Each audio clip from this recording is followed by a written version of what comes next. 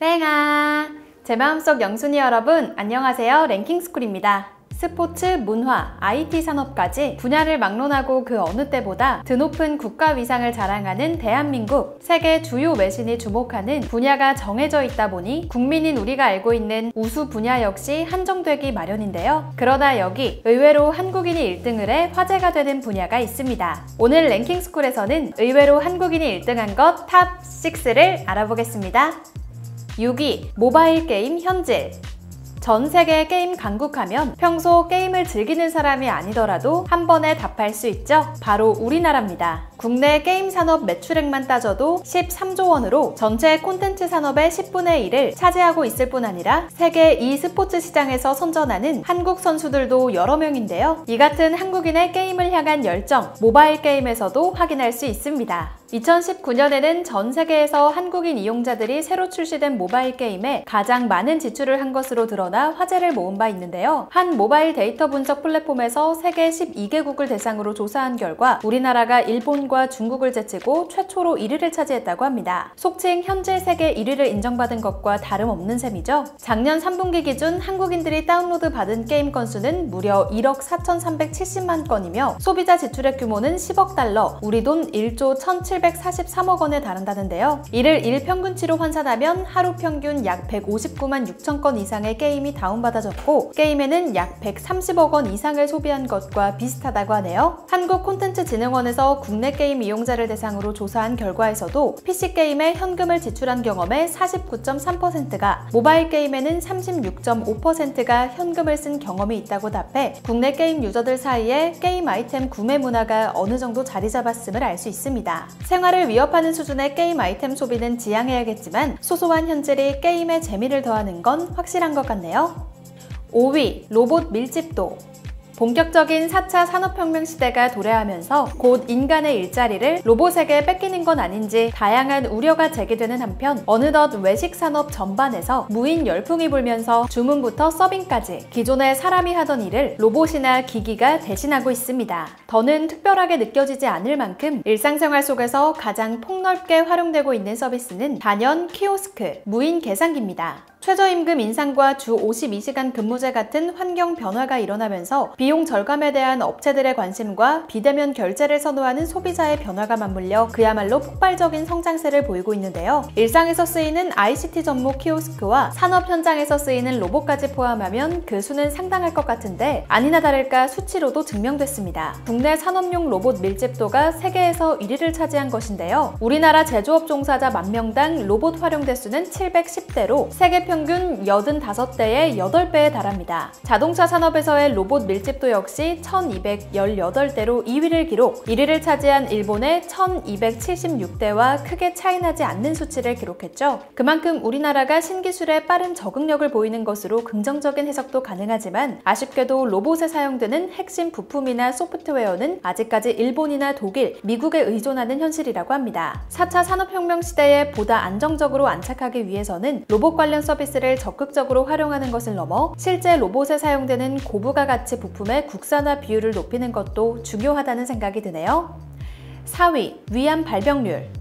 유독 맵고 짠 음식을 좋아하는 특성 때문인지 우리나라는 위암 발병률이 세계 최고 수준인 일명 위암 공화국으로 알려져 있습니다. 지난 2019년에도 역시 위암 발병률 1위를 기록하며 자극적인 음식에 열광하는 국민성을 증명한 바 있는데요. 위암은 과도한 염분 섭취가 위 점막을 손상, 위축성 위염을 일으켜 심할 경우 위암으로 확대, 발전하는 것으로 전해집니다. 단순히 소스나 양념을 더해 간을 짜게 하는 것보다 장아찌, 찌개 등 우리나라 특유의 식문화가 내재된 음식들의 나트륨 함량이 월등히 높아 위암 발병률도 높다는 추측이 제기되고 있는데요. 불행 중 다행인 점은 비록 위암 발병률은 세계 1위지만 위암 치료 기술과 검진 시스템의 발전 덕분에 2012년에서 2016년 기준 위암 생존율은 75.8%로 꽤 높은 편입니다. 위암에 걸려도 조기에 발견만 하면 1년의 치료를 통해 충분히 호전될 수 있는데요. 문제는 또 있습니다. 있습니다. 바로 대장암인데요. 고열량 육식 위주의 생활과 운동 부족 등이 원인으로 꼽혀 선진국형 암이라고도 불리는 대장암 역시 우리나라가 세계 발병률 1, 2위를 다툴 만큼 높은 수치를 기록하고 있습니다. 아시아 국가에서는 단연 1위라는데요. 그래도 2010년대에 들어서면서부터는 내시경 검사의 보급으로 국내 발병률 추이는 다소 감소하고 있다고 하니 앞으로 덜 맵고 덜 짠 건강한 식단 조성과 더불어 채소, 과일 등을 자주 섭취하고 해당 연령에 권장되는 검진 주기에 따라 암 검사도 지속적으로 받아야겠다는 생각이 드네요. 3위, 1인당 해산물 소비량. 세계적인 유튜브 트렌드로 자리매김한 먹방 콘텐츠의 시초이자 온 국민이 미식가라 해도 과언이 아닐 만큼 음식에 대한 관심과 철학이 남다른 대한민국. 우리나라에서는 육해공 재료를 활용한 맛있고 다채로운 음식들을 만나볼 수 있습니다. 그 중에서도 해산물을 향한 사랑이 남다른데요. 이는 데이터로도 증명된 바 있습니다. 지난해 나라별 1인당 수산물 섭취량 조사에서 58.4kg을 기록. 익히 알려진 해산물 소비량이 높은 일본을 제치고 세계 1위에 오른 것인데요. 이는 지난 2000년 36.8kg보다 60%가량 증가한 수치로 같은 기간 수산 강국으로 유명한 노르웨이의 1인당 연간 소비량 53.3kg보다 5kg 이상 많고 일본보다는 8kg 이상 많은 수치입니다. 특이한 점은 같은 기간 육류 소비량 역시 아시아에서 1위를 기록한 점인데요. 이에 조선시대 선조들의 놀라운 식사량이 주목받으며 현대에 와서도 먹성 좋은 한국인들의 특징이 다시금 화제가 되기도 했습니다. 육류, 해산물을 너무 많이 섭취하는 건 아닌지 건강이 우려되는데요. 한국인들의 먹성, 비단 육류와 해산물에만 국한되는 건 아닙니다. 2017년 기준 한국의 1인당 마늘 소비량은 7.2kg으로 다른 나라를 압도하는 섭취량을 자랑하고 있습니다. 이 정도면 뭘 먹어도 무조건 많이 잘 먹는 민족임에는 틀림없는 것 같네요. 2위, 인구 대비 특허 출원. 상품 또는 서비스의 발명 공개를 전제로 특허청에 특허를 받고자 신청하는 특허 출원. 삼성, 애플과 같은 세계적인 대기업도 특정 기술에 대한 특허권을 확보하기 위해 이른바 특허 전쟁을 치를 만큼 특히 IT 기술 분야에 있어서 특허의 중요성은 여러 번 강조해도 지나치지 않습니다. 그렇다면 우리나라 기업들의 특허 출원 상황은 어떨까요? 세계에서 몇 안 되는 지식재산 강국으로 꼽히는 만큼 우리나라는 2018년 기준 국내 총 생산 및 인구 대비 내국인 특허 출원 건수에서 세계 1위를 차지한 바 있습니다. 비록 특허 출원 건수 자체만 보면 중국이 154만 2,002건으로 2011년 이후 8년째 1위 자리를 굳건히 지키고 있고 우리나라는 20만 9,992건으로 제법 큰 격차를 보이며 전체 특허 출원 건수에서는 4위를 기록했지만 GDP와 인구 대비 내국인 특허 출원 건수는 우리나라가 독보적인 1위라는데요. 2018년 기준 인구 100만 명당 내국인 특허 출원 건수 역시 3,148건으로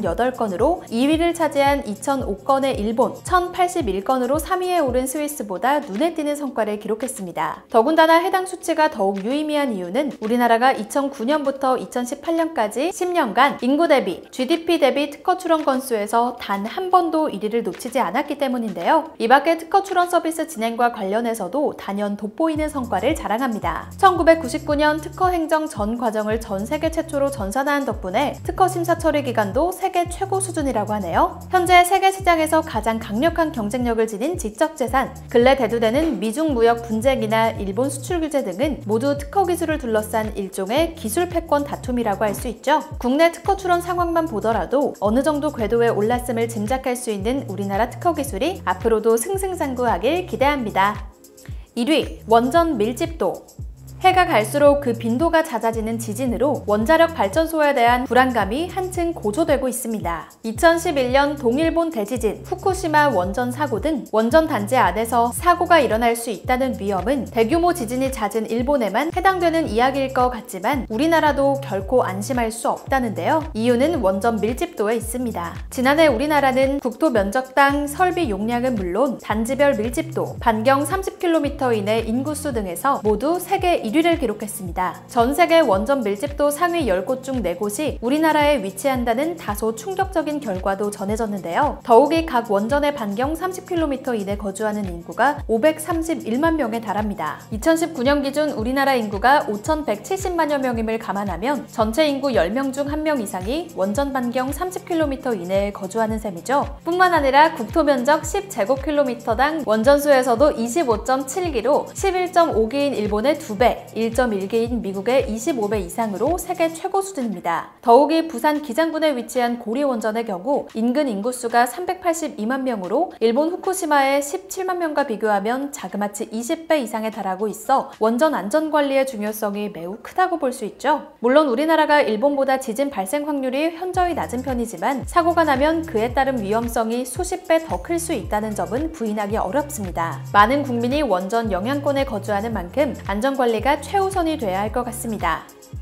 등수가 절대적으로 중요한 것은 아니지만 다른 나라와 비교해서 우리나라가 어떤 위치에 있는지 알 수 있는 지표이기 때문에 역설적으로 등수가 중요하기도 하죠. 1등을 한 분야들을 알아봄으로써 우리나라가 어떤 특징을 갖고 있는지 알 수 있었는데요. 내년에는 또 어떤 분야에서 세계 최고가 될지 궁금해지는 한편 이왕이면 긍정적인 1위가 더 많아지면 기분이 더 좋겠네요.